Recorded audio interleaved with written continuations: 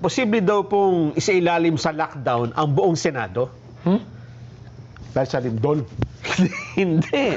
Dahil saan? Ila-lockdown daw po ang Senado kung mapapatunayang totoo ang isang banta tungkol po sa Ano yan? Hantavirus. Hanta.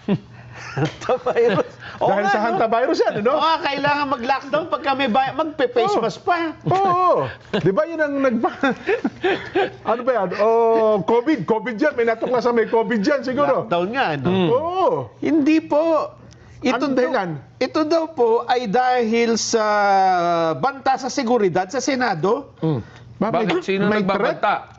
Meron daw isang, ayon kay Senador Tito Soto, matapos niyang manood ng pelikula, mayroon daw clear and present danger Sa pelikula? Clear and present danger. sa, Pelikula yan. sa Senado. Oo. Very serious, according to the intel. Soto told reporters. Wow. Alam mo ba kung A1 information, ha? Oh. hindi A1, Jen. Oh. NBI information. A1 nga yan. Oo, kasi alam mo, magagaling ang mga tao natin ng NBI, ha? Ang sabi dito ay as per information, though still sketchy and raw. Ano ba sketchy and raw? Medyo kulang-kulang pa ng detalye. Oo. At hilaw pa. Tinagalog talagang literal. Hilaw Raw. The level of frustration within the armed services has reached up to battalion and regional levels. They are closely monitoring the developments in the ongoing crisis at the national level brought about by numerous factors, both internal and external. Ang sabi naman ni Senador Panfilo Lacson. So, hindi lang sa Senado yan kung ganyan ang sinasabi nila. Mukhang doon nakatuon dyan At dahil dyan ay ipinag-utos ni Acting Senate President Sherwin Gatchalian Gatchalian faction o yung group. na magkaroon ng calibration sa security protocol ng Senado. Nako. Sabi naman ni... Ang problema natin ngayon sa Senado, dalawa ang leadership. Ito nga, ito. Yun, ano sabi? Ang sabi naman ni Senate President Alan Peter Cayetano, Yan, ano sabi niya? wait a minute, Ba? Kaping mainit. kaping mainit. May matindi, ano? Magkape muna tayo. Bakit ganon? Bakit ang impormasyong ito ay ipinaalam sa ilang senador pero hindi ipinaalam sa iba pang mga senador? Kung ito ay talagang delikado at Oo nga, kung may talaga may clear and present danger. Ayun. Dapat alam ng lahat. Ayun. Pati empleyado, pati utility siguro, alam dapat yan. Yun ang kanyang punto. Ito pa ang kanyang punto, Jen. Ano to, Cayetano to, ha? Cayetano, ang sabi niya, kanino ba galing ang impormasyong yan? Galing sa NBI? Nako. Ang NBI na noong nakaraang linggo lamang ay nandito at pinapapaligiran ng Senado at may mga armado. Yun na nga. Diyan ba tayo maniniwala sa partisan NBI na yan? Na ang sinasabi na ang totoong liderato na ngayon ng Senado ay nandun nga sa partido ni Gatchalian. daw. Yun daw kanilang kiniklaim. Ayun nga. Gatchalian Black. Ang sabi niya dito, mukhang mali po yan ata. Mukhang hindi naman, kailan pa naging lead agency ang NBI on matters of national intelligence and security? Oo nga naman.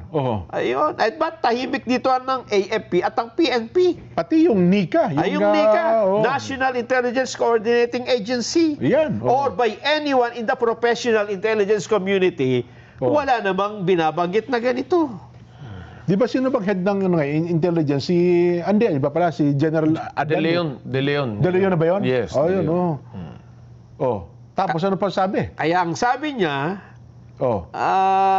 ang kanyang hinala dito, Nito, Alan Group to. si Alan, ni Cayetano, ang kanyang hinala ay para lang hindi magkaroon ng tuloy-tuloy na investigasyon sa flood control Nako. Kasi nga naman, di ba, kung ila-lockdown mo yan, walang pwede pumasok. Ay, siyempre. Walang pwede, ibig sabihin, sarado. Kasi ang plano yata this week, gaya ng sinabi ni Senador Marcoleta, ay magkakaroon yata ulit ng pagdinig ang Blue Ribbon dun sa Cayetano Group. Ayun. Oh, Kaya nga, kaya ang sabi niya dito, teka muna, the Filipino people are asking a sharper question oo nga. at a time when billions in flood control funds remain under scrutiny. Nako. Why does the national conversation keep shifting away from accountability? Pilit daw talaga inilalayo, no? Nilalayo. Magiging, yun nga naman, ano, pagka ila-lockdown mo ang Senado, dahil sinabi ng NBI, wala nga namang hearing. Eh, baka Hindi ba? kasi may mga crack dahil sa nangyaring lindol sa Sarangani, hindi kaya? hindi yun eh. Iba yung sinasabing... Ganon? At saka hindi NBA yung magsasabi nun. P-Box, di ba? Oo nga, o Si kaya- Director Bacolcol. O kaya, kasi ang GSIS building sa Kabanang Maynila, ito Pasay, parang boundary, no? Oh, battery. Oh, dapat namang sabi yata, City Engineering Office ng Maynila o ng Pasay. Ayun nga. Oho. Magiging... Kung structure ang problema. Ang sinasabi dito, parang lahat na lang ng paraan ay gagawin ninyo para lang wag matuloy ang Blue Ribbon Committee hearing sa flood control at walang makapagsalita. Nagaya nung ginawa nila noon, Jen, Nung nung Lunes. sila pang chairman. Oh, ba, opo, yung nakaraan pa, siyam na buwan. Nag-hearing kayo ng ilang hearing na, 2 lang yata. Oo. Tapos hinto, 9 months. Biruin mo 9 months na tahimik, kung yan ay sanggol, ngayon ay ginawa mong... Magbe-birthday na yan, mag-iisang taon na. Pinanganak na yan, di ba? 9 months eh. Ay, nga, kung nagbuntis pala, no? Oo. Ano na? Nailuwal na yan. Nanganak na yung flood control. Nako. Tapos ngayon na mayroong bagong Blue Ribbon, gumawa na naman kayo ng bagong paraan para hindi ba kayo nahalata ng taong bayan? Kasi hindi na figure yung Lunes eh. Di ba, Kuya Benny? Yun nga. Bagamat gustong-gusto Natuloy. pigilin, Oo. natuloy at pagharap pati nung 18 dating sundalo. Oo. O pati yung sundalo ngayon ayaw na magpatawag ng ex-soldier daw, ex-marines. O gusto ata tawaging ex-convict. Hindi, at saka ipinatawag nila, di ba? Oo. Pero nung nandun na, hindi naman nila pinapasok. Meron daw kanya-kanyang version yata. Gusto ata papasukin. Sabi, di ko na malaman talaga. Oo. Kaya nga. Kanya-kanya sila ng Oo. narrative. Ngayon, ang magiging problema nga dyan, parang lilitaw lang. Kasi kahit sabihin nyo ang ibang mga, kahit kung ano-anong kwento ang gawin, pagka sinuri mo nga naman, abay lahat ng gusto magsalita at lahat ng mga magkakataon na pwedeng magkaroon ng mga pagdinig, may mga pumipigil. Oo. Laging may mga, ang gusto ay, May wag hadlang natin talaga, no? pausapan yan. Oo. Ibahin natin ang usapan. Parang gano'n. Di ba? Paano kaya kung ang diringgin na impeachment? Pwede kaya? Walang threat? Clear and present danger? Ayan ang magiging problema nila. Kasi kung impeachment na yata, parang okay na lahat eh. Ang problema, nagkasabay eh. Oo, Paano diba? ngayon yan, di ba? Oo. Hindi naman nila akalain na magkakaroon ng bagong chairman ng Blue Ribbon. Ngayon, Oo. 2 Blue Ribbon. Anong Oo. gagawin natin dyan? So sa madaling salita, dahil sa nangyayaring ito, talagang apektado ang trabaho ng Senado. Yun na nga. Apektado ang inaasahan ng taong bayan na kahit papaano'y may maidadagdag man lamang sa kanilang hapagkainan. Oho. Yun yung yun yung problema ng taong bayan, hindi ang mga sigalot na yan, hindi ang mga problemang yan. Nabasa niyo ba yung, hindi ko hinahanap ko, yung statement ng mga empleyado ng Senado? Ano ba ang panawagan nila? Kasi mukhang sila naiipit. Sila kasi ang naiipit dahil Oo. hindi natin malaman kung sino yung pakikinggan. Oo. Yun na lang lagyan ka ng bagong sekretary Oo. at meron dating sekretary na hindi pa naman natatanggal yung Senate President, pero yung sekretary niya tinanggal na. Tinanggal na, pati Sergeant at Arms niya. Sergeant at Arms niya, tinanggal na, pinalitan na. So, ngayon, ang problema is naiipit yung tao.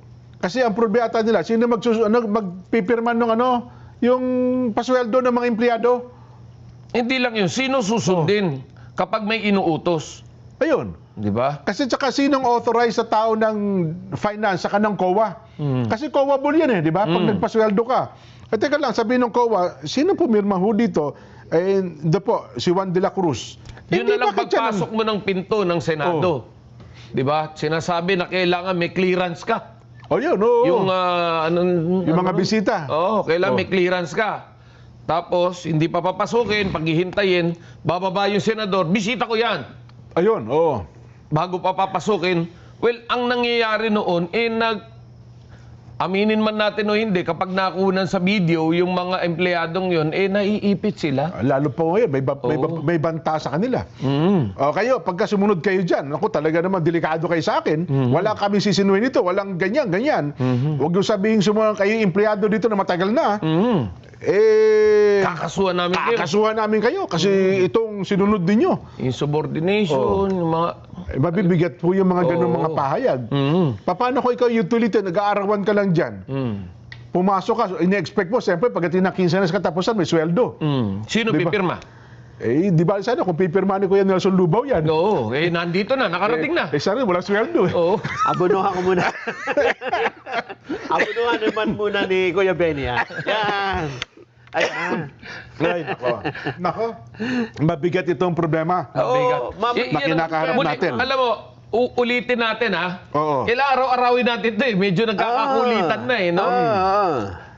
Noong unang mga panahon sa Senado, kapag may ganyang nangyayari, talagang merong senador na kahit papaano'y gumagawa ng paraan para maipakita sa taong bayan na nagkakaisa kami. Although may kanya-kanyang paniniwala, may kanya-kanyang paninindigan, pero meron silang pagkakaisa. Pagkarating sa likod ng kamera, doon sila nagbabalitaktakan, doon sa loob ng kanilang tinatawag na executive session. Yan. Pero ngayon hindi. Personalan. Personalan, tsaka parang tuwan-tuwa sila na napapahiya nila yung kapwa nila. At saka kahit dati may nag-aaway, mga ganyan nangyari talaga. Pero hindi nadadamay yung empleyado ha.